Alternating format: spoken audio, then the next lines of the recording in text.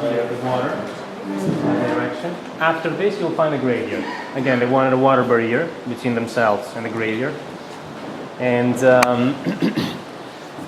well, this goes back to the 19th century. You see, it's a depiction of the temple.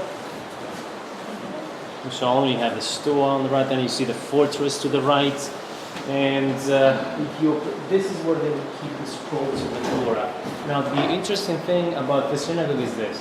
After World War II, they had there a scroll that was dated back to the 2nd century before Christ. And among other things.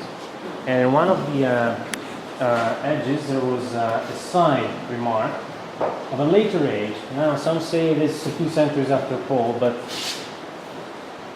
what the remark said, which was not a footnote, a remark like what usually rabbis do, have commenting, etc. It actually said, today we're visited by our brother Saul. So it's very interesting to examine that piece of evidence because it may be a direct reference to Paul's wisdom here. We know that the Bereans were so much different than most other synagogues. Matt seemed to always examining the scriptures. Now that scroll disappeared in World War II and appeared recently in a private collection in Austria.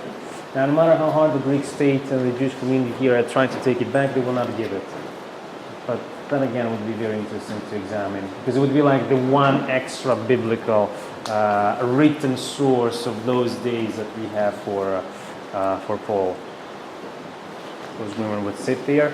Cannot read Hebrew. I was here with an Israeli guide, Mickey. Yes.